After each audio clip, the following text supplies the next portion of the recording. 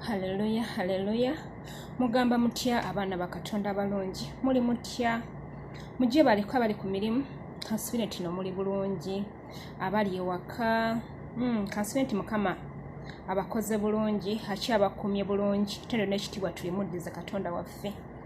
Olunaku olwaleero tugenda kwebuulirako mu Yokaana 14 olunyiriri lwa 12. Haleluya.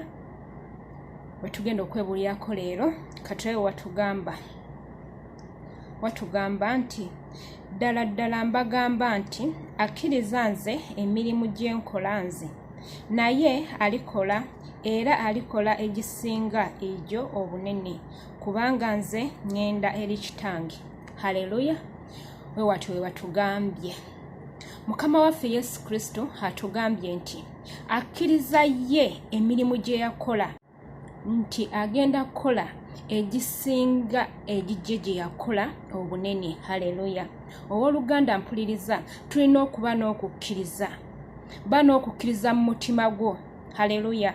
Oba ng'olina ekizibu ky'oyitamu, oba ng'olina kyonna ekintu ky'oyitamu, osobola okwesabira mwana wa Katonda. Osobola oyimirira ku bigere byo ne weesabira ekintu ekyo ne kikuvaako, ekintu ekyo ne kiva mu bulamu bwo, kasita oba ng'olina okukkiriza.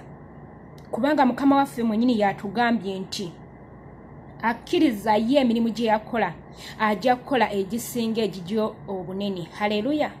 Tube n'okukkiriza mu mitima gyaffe. Ssaawa zino twali mu lockdown.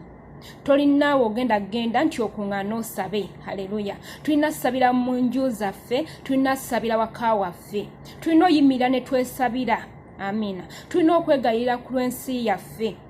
Tetujja mmala kuŋŋaana nti ate tusabire wamu. Nedda. Osobola okusabira awo w'oli. Osobola oyimirira mu kifo kyonna ky'olimu n'oyimirira n'osaba ku lulo ne weesabira. Eyo embeera n'ekuvaako. Haleluya. Eyo embeera n'ekuvaako nga tolina na musumba yenna munnange n'ogwokubidde na ssimu kumugamba nti ajja akusabire. Tube n'okukkiriza mu mitima gyaffe. We tuba n'okukkiriza tugenda kuwangula. Woba n'okukkiriza mu mutima gwo ogenda kuwangula. Omulabe Sitaani wanaaba akulumbye ojja kumuwangula.